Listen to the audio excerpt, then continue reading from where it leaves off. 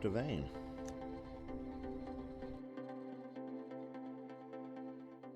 Well, despite being up late last night building these arrows, I wanted to get out here early this morning so I could get these things shot in. I just shot a couple just to make sure I was on target. I had to move my rest quite a bit to get these to shoot vertically, just because, you know, this Hamskea's got that whale tail on it, right? So the fatter arrows set higher, and so by moving to the small diameter in there, they actually sit low, so I'd actually move that rest quite a bit. So I just wanted to shoot a few arrows. I had to adjust my sight a little bit to make sure it was on target. Wanted to make sure I was at least hitting the middle before we start doing any bareshaft tuning out here. And yeah, they're liking it. So let's pull these, let's step back and actually shoot some bareshafts. For those of you not familiar with it, I use a method called bareshaft tuning, so you'll notice there's no fletchings on there. The idea here is I'm going to shoot a bareshaft. I started in the previous video, I shoot it through paper and get a bullet hole with my bareshaft. Now I'm outside, we're at about 20 yards from the target, and I'm going to shoot a bareshaft and a fletch shaft and see how they land compared to each other. The idea is you want to make adjustments so that the bareshaft is landing parallel to the fletch shaft, both vertically and horizontally. And then from there we'll move on to the broadhead. So let's shoot this one and just see what it looks like. I have not messed with this since the previous video, other than just adjusting the sight to make sure I'm actually hitting the target.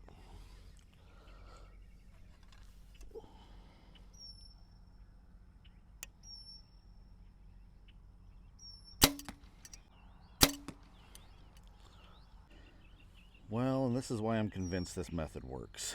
Look at that. If you look at them this direction, they're pretty much parallel left and right. They're pretty much parallel up and down. There's really no reason to mess with that. So by simply doing the bend test to spine align my arrows and then getting this one to shoot a bullet hole through paper inside at 5-10 feet, these things are pretty much landing parallel on the target. Now, I'm not so worried about them landing in the exact same spot. That's not my biggest concern right now. But getting them to land the same, both horizontally and vertically in the target, if this was just a target bow, I would be done with it. I wouldn't even mess with it after this. I'd call this tuned. But we're hunting with it. So we're going to pull these and we're going to move on to the broadhead tuning. I do have a couple other videos where I talk about this. So if this bareshaft is landing crooked or sideways compared to your fletch shaft, you're just going to make small adjustments to your rest, or if you happen to have a system like an Elite or a Matthews or a Bowtech where you can shift the cams a little bit, you can adjust the left and right. When with the rest, you're going to move it up and down slightly to get these to line up. I have other videos that explain how to do that. I just don't have to do that with this set. This feature is so nice.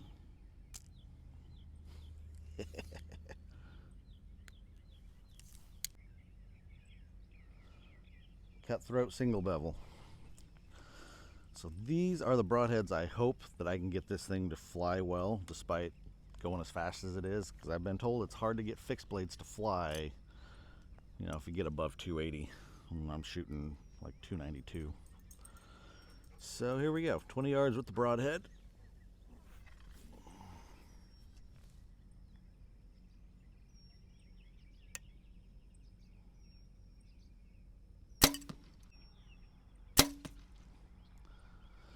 Well, those just slapped together.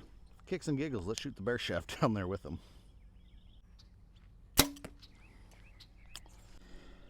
Well, one of these is the broadhead, one's the field point, and they're touching.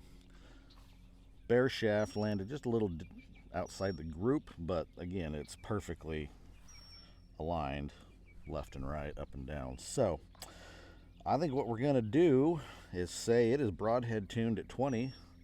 I'm going to put some tape on here. We're going to check our sight tape, make sure it's accurate, and then we're going to walk this out to 50 and see how the broadheads are flying at 50.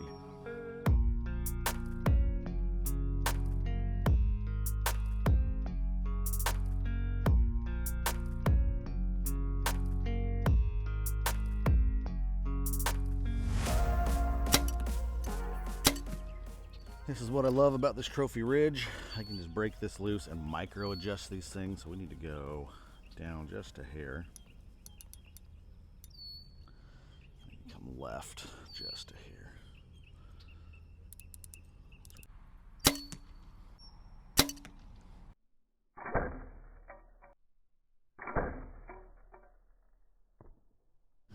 Well, that shot kind of sucked, but that one's touching the tape. This one's in the tape. This one's in the tape. I think we're going to say 20 yards is on.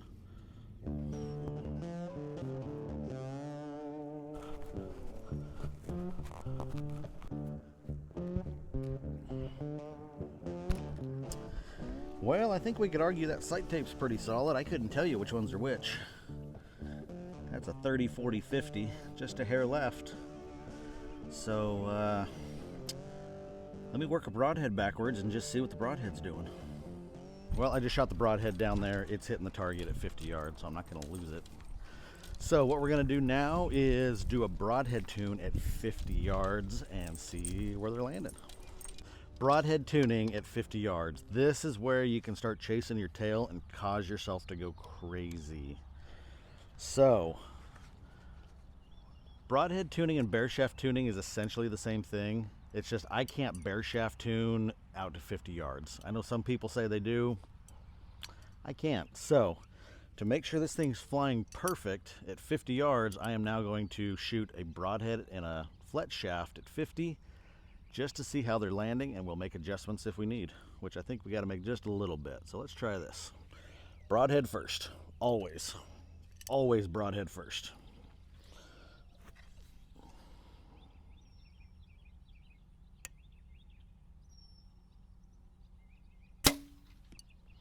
Ooh, I don't know, that flew pretty straight.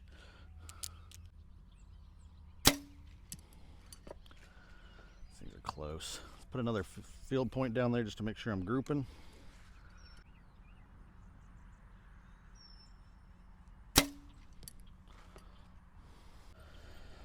All right, so this one's the broadhead. So it landed low. Let's just start with low. Maybe a tad right of those two. So it landed low right. So let's go make some adjustments. So we were getting a low right. So we're going to move it to the broadhead. So that means we are going to lower the rest ever so slightly. And I mean like a line's width. That's probably all we're going to do for that. Horizontally, we need to come to the right just a hair. That's the wrong direction. It's just a line width. We're going to go like that far.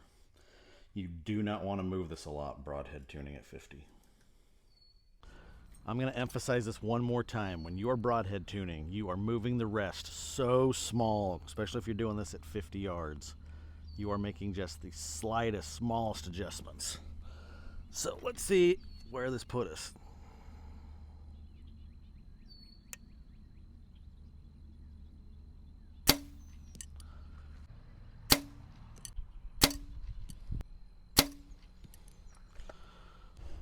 All right, this looks fantastic. Left and right, I think we're there. I just realized I gave you the wrong information. When you're making adjustments vertically, you go opposite the broadhead. So, let me go fix that. We got to move the rest up, not down. All right, we moved it back to the original location, and then I went back up a line width. So let's see if that solves our issue here. Man, I'm shaking like a leaf this morning. That one felt good. Well, who's out here trying to cross the road this morning? Yeah, stick your nose down there, see what happens. Stick your nose down there, see what happens. You're gonna get bit. Oh yeah, she's feisty. You're gonna get bit. You're gonna get bit. Did y'all know that turtles are ticklish?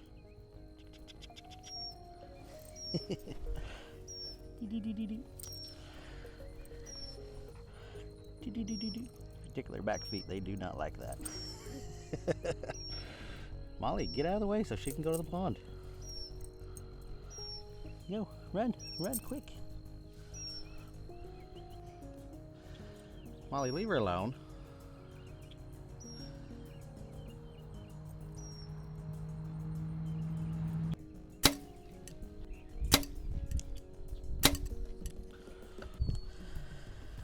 All right, I think that one's the broadhead right there. So it looks like I need to come back up just a little bit more, maybe another line width. We'll see. Left and right still pretty good. All right, we're gonna go up just another line width. Wrong way.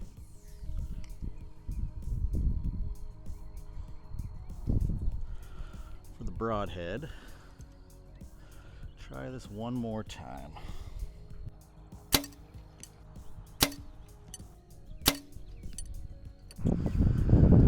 All right, let's see what we got here. So, I believe this one's the broadhead. So I think I got the height figured out. It's landing just a hair right. I have just picked up a slight breeze though. It's blowing, you know, left to right this way. But I think I've shot this group a couple times now, this setting, and the broadhead's consistently just right of the group. So I think we're gonna make just one more small rest adjustment, and then I think we'll call it. We are gonna move this ever so slightly to the right because that's where the broadhead's landing. I'm doing this in caution, knowing that I've just picked up a breeze, so it could be the wind pushing it just ever so slightly. So I'm not going to get too carried away with it. We're going to just call this hopefully on the money. Ooh.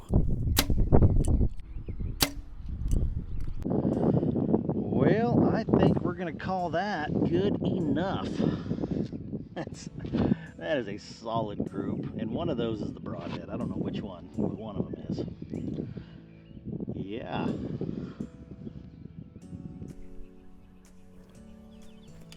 Oh, was that one right there?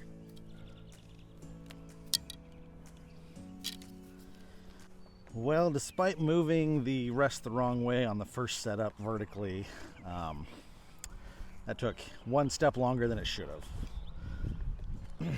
I'm going to be honest, these little RIP XVs, these are probably some of the easiest arrows I've ever set up. To be honest, the Victory VTACs that I was trying to shoot out of this, I had to put a lot of work in to get this bow to shoot them well. But that's not what this bow was intended to do. It was intended to shoot these little things, and it does a good job. So at the current speeds, which I'm pushing 290 plus, it's shooting fixed blade single bevel broadheads out to 50 yards like a champ. So wind's picking up. I think we're going to call that good enough for the day. I'm just going to re-zero it at 20 and make sure my sight tape's on as far out as I can go, and you guys don't want to watch that. So thanks for coming along. We'll see you on the next one.